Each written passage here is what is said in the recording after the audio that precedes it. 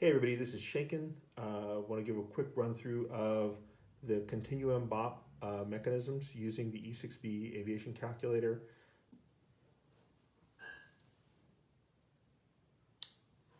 This is an introduction to Continuum BoP using the December 28th, 2021 version of the playtest playaids. I want to give a quick run through so people can see how this operates using the E6b Flight Calculator and the new playaids being developed for the second edition of Birds of Prey. First these we'll look at is the front of the player card.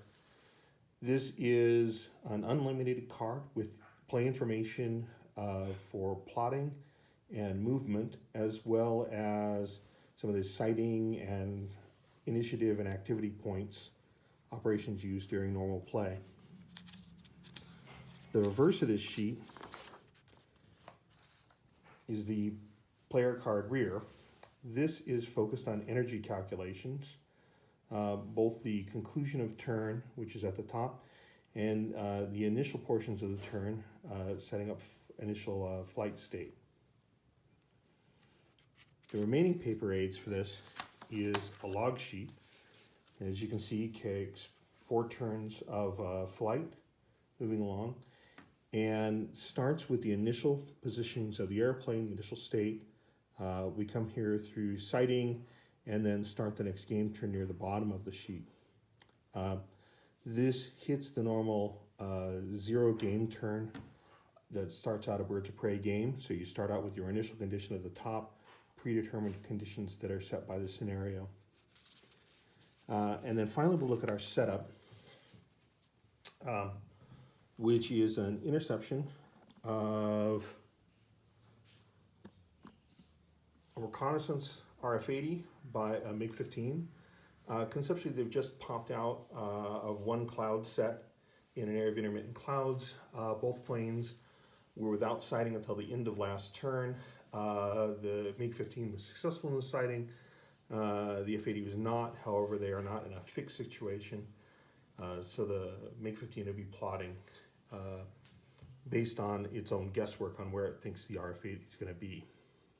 One more note, our player is taking a moment and taking a look at the speed of the RF-80, and at its current speed of 400 knots, they believe that it's going to come out approximately 10 hexes ahead, which is the white counter that's been placed on the map.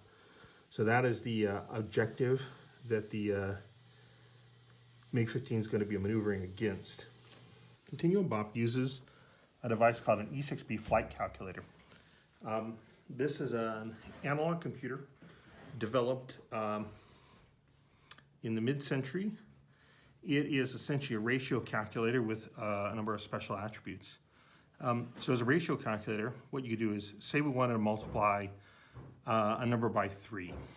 So you take what is essentially a fraction, 3 over 1, which we do by taking this 30 and putting the 10 underneath it. And then on the inner dial, if we look at the number that we want to multiply, and let's say 30, so if I multiply by 30, I look up that number on the inner circle, look at the number in the outer circle, and find the result. And so in this case, 3 over 10, which is 3 times 30, is a result of 90. We won't be using it as an arbitrary calculator. It'll be used in ways that are specified in the system here. And if you look at the rear player card, and we're going to start here doing this bottom calculation, which is your start of turn, you'll see how this operates. So diagrams that show an arrow moving up is a mathematical operation that says put the number of the current altitude value, which is 110. So you would put 110 over 10, which 110 you'd actually operate using the 11 here, and you put that over 10. Okay, so now we've set the value and done this operation. Next, you look up a value that's above the 20. So this rectangle with the curved edges, that says look up this value over the fixed value here, which is 20. So I'm going to say 20, which gets me 22, which is actually 22,000 feet in this case. So we'll take that 22 And then these operations represent these two small windows here. And so what we're going to do is we're going to, in the upper of the two window, we're going to set the value we just looked up, which was at 22. It says density altitude there, 20. And right in there is 21 and then 22. And lastly, if we take under speed and look up keys. Now, we had recorded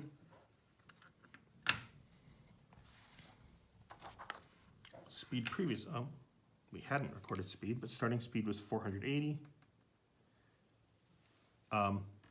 So we will take the operation and under 48 for 480.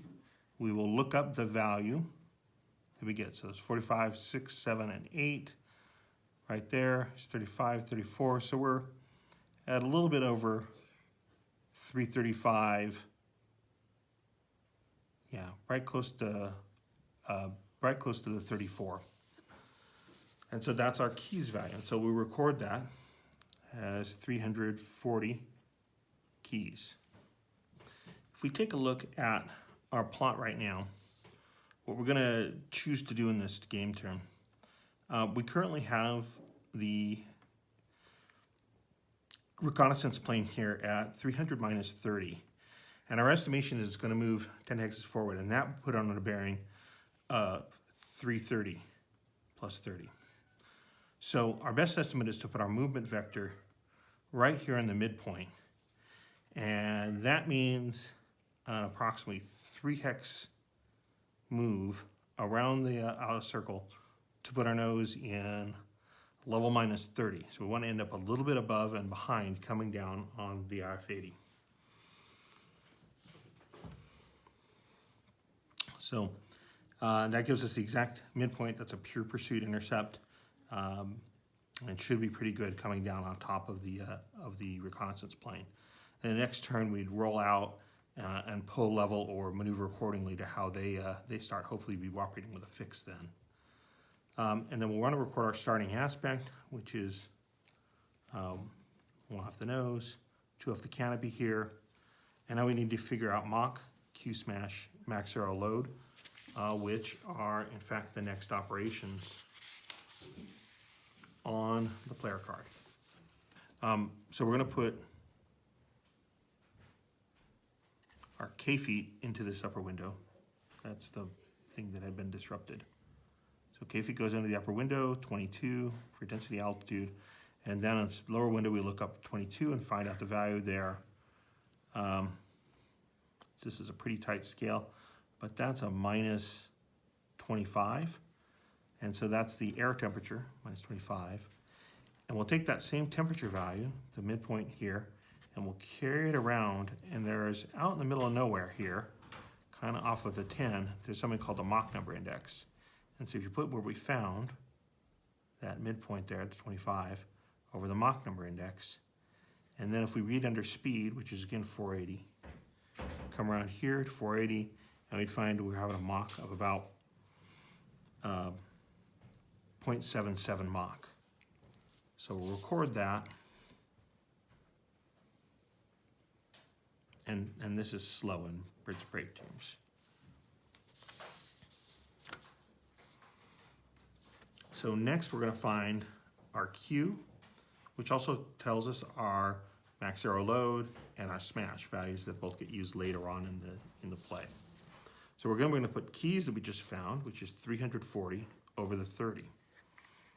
So you look up and there's the 34, and then 30, and then over the same value, 34, we look up our Q.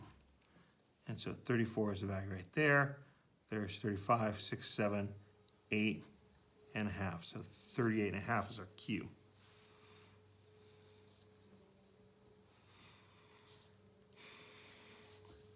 Then we take the Q and put it over wing load. And our wing load we previously recorded here is 40. So we'll put that value of 38 and a half over 40. So there's the 38 and a half. And we swing 40 over to meet it. And over 10 we'll read smash. And that is right at the 96 mark. moving along at a pretty clip there. And our max aero load, we need to look at something on the ADC here real quick, what is our max lift value? The max lift value down here is 14. Sorry, that's a little obscured. And so over 14, we're going to read our maximum load, which is about 13.5 Gs, which is a lot more than we dare. All right, so now we're done with all of our end of turn for turn 0 calculations. And so it's a game turn start here. And so we're going to do some plotting of our movement. Now, on the previous turn, we actually have some turn point carries. And carry now is a different way of doing it. So it's this fraction of how many turn points did we accumulate, 4, and how many did we need. And in this case, it was 11. So we'll take a look at that and carry that into the next turn.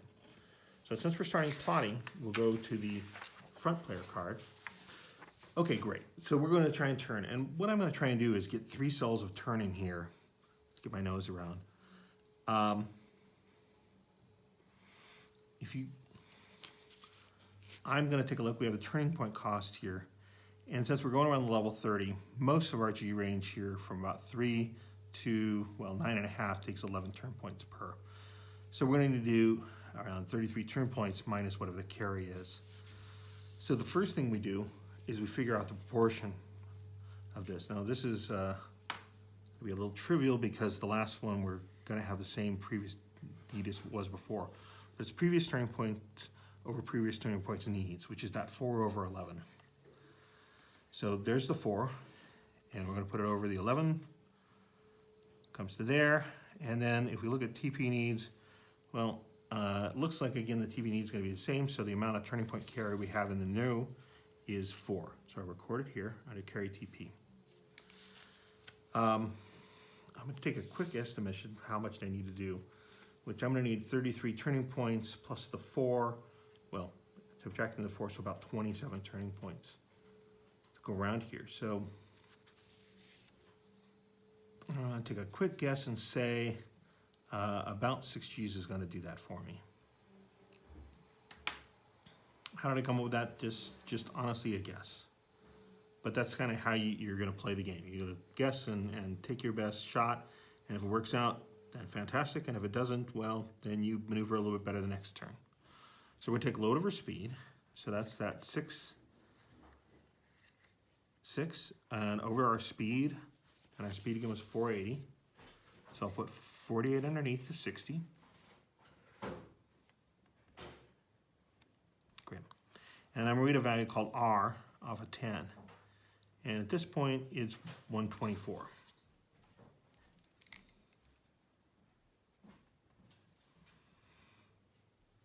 Okay, you see over 10, 124. And the next, there's this mark called seconds. It's right beside the 35, which is what this little odd notation is. We're going to take that value we just got of 124, which is about here, and put it under the seconds, which, as I say, right around the 35.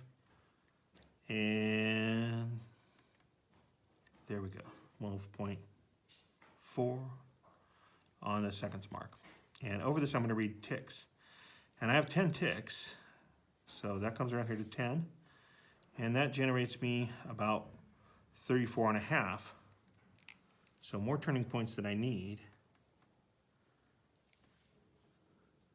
So I will have some turning points carried into the next turn. Hopefully that's not too many. No, that won't take me up to 44, so we're good. All right, flight points is the next step, and that's no different than it's been all along. So we're going 10 ticks, 48, come across here, that's 12 flight points. And our last step is to get adjusted things. So I'm going to put a ratio of A over B, 11 over 12. So 11 over 12.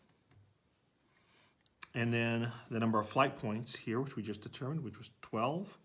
So over 12, we're going to look up, and actually, funnily enough, that's exactly 11. So I'm going to get a modified flight points of 11. And I'm going to record those at the midpoint of my turn, which is 1, 2, 3, around to here. Now, one thing we're going to need to do is we're going to need to, right at this sort of midpoint of the turn, maybe after the first one, we're going to do rolling while turning. So we're going to pull the wing up to here, one cell, and that's going to let us continue around the turn. And I don't remember which one of these two. It'll have to probably be at 330 around the nose. We'll do that. And that'll help us continuing around the circle that we want. And in fact, it'll let us pop up into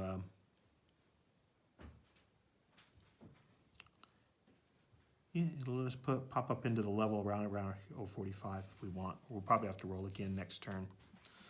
All right, so I put the plot on here, and it goes right at the midpoint of my move, gets the 11. At this point, I can tell my opponent that I'm plotted right there. So we can have our initiatives, but I'd rolled a 5, and I was AY2, so I'm moving after Unlucky Friend. I didn't generate any departure points, happily. Load along here was 6 through the whole game turn. So my max was 6, my average was 6. That'll make things fairly easy. I am in military because I don't have an afterburner. And we'll start looking at the rest of these things, but at this point, my opponent, who's also plotted, can go ahead and move. And since they were unspotted, since I'm unspotted, they move all the way over here to 5010. It's right about where I guessed. Funny thing that. And actually I'm AZ2 because I'm unsighted. And I can move on the map now. So movement, we'll go ahead and use this same chart to do. If we were waiting to move because there were other players going, we could go ahead and do the energy calculation. And in fact, we could go and do all the steps of A and get ourselves all the way to load and smash for the next game term. It's also good at this point to record where your nose ended up. Oops, shouldn't be circled.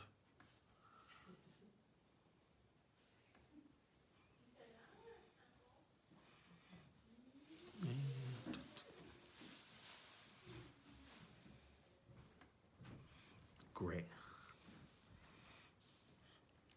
Okay, so I'm coming down on the 30.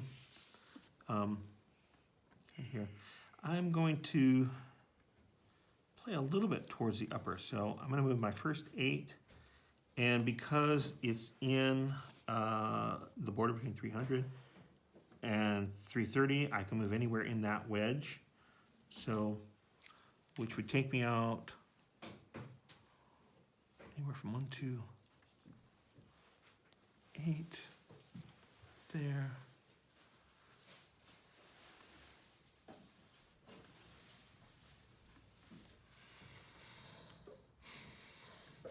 I'm going to actually take this down the 330 line the whole way. And so to 8 to there, and then the next 4 will take me here to 4610, and we'll make our rotation. And now we just have to figure out how much altitude we drop. So I can lose as much as, since I'm going the full length, I can lose as much as 12, that's 8 plus the 4, and as little as 4 is 6. So let me take a little moment to determine how much above the opponent I want to be. Like this one, 1, 2, 4 away.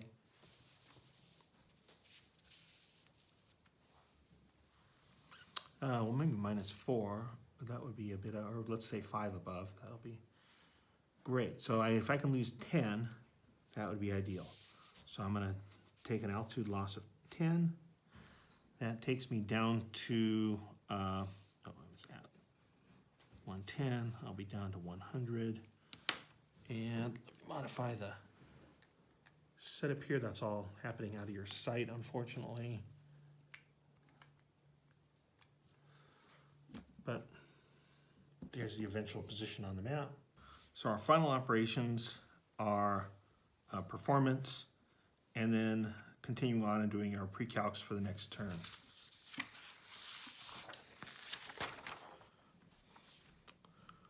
So we shift back to the rear player card, where we start with the engine output calculation. Well, I try and keep this all in the frame. Our starting altitude was 110, so our maximum output was 4, which record there. And then it's engine output over wing load, which is wing load of 40 and a 4 engine output is 4/4. Nice, easy round number to find. And so we'll look up 35, and that actually is going to give us 35. And so we'll gain 35 knots for the engine output. Next up is we'll take form. Well, we need to put first smash over 10. Our smash was our smash was 96. We put the 96 over 10. It's right about there. We look up our form. Our form while slow is 7. We have no stores, so that's great. So we'll put over 7, we'll look up and find what's called D. Turn on there, 7, and that's a 67. So here under D, we'll put 67. Form was 7. And so we'll take 67 and we'll put 34 underneath of it. So that's 67. So that's up here. Put 34 underneath of it. That's great. And then over 10 we'll find the speed loss to the form, which is closest to 20. So we'll put a minus 20 in there.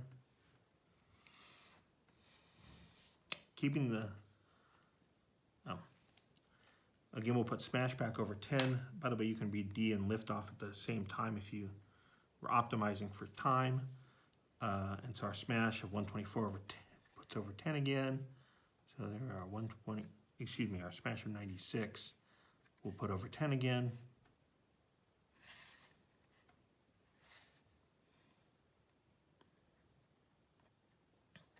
Okay, and here we'll look load, which was 6.0 over lift. And so there's 6, and the lift is closest to the 6 value, 66. So our lift is 6, we record down here. Take a look at our EDC to find our DPG value. And for that it's 6, it's 6, which is nice and easy. We're not in Buffett, it's great.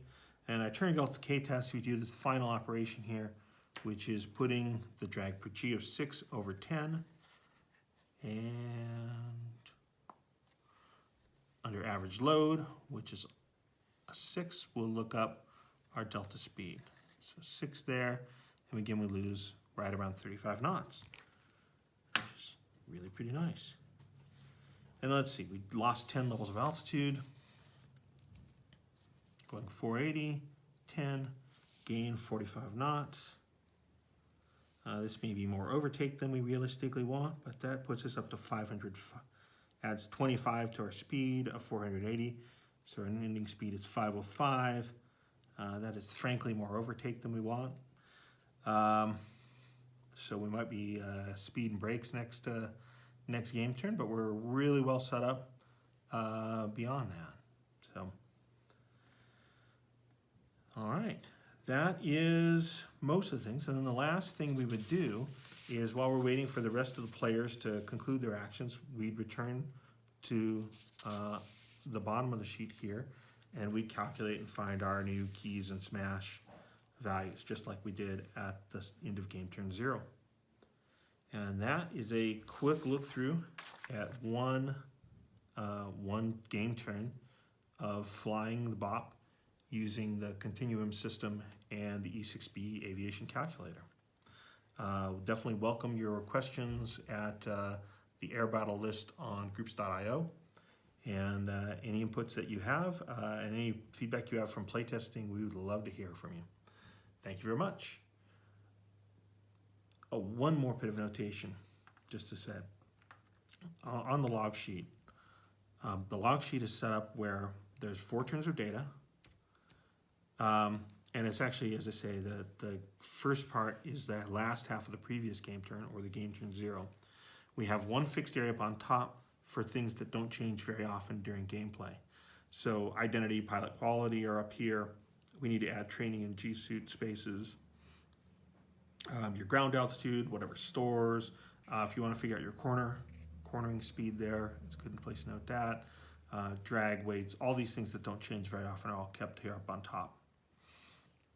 We also have a space in here for recording what we did with our activity points. So we would have been straining for one turning. We're going to be doing a fixed attempt on the RF80, but we wouldn't record that here. This is game turn 0.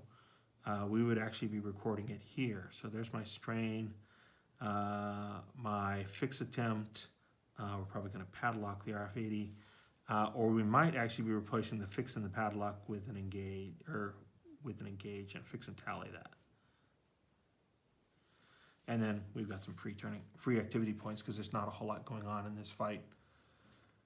All right, we go to the end of the new turn. We record again. We have visibility and our new aspect of 0.3, which is very, very nice. And we're all ready to go. All right, thank you. Once again, we look forward to your questions and playtest feedback at the Air Battle Group's IO page. Thank you.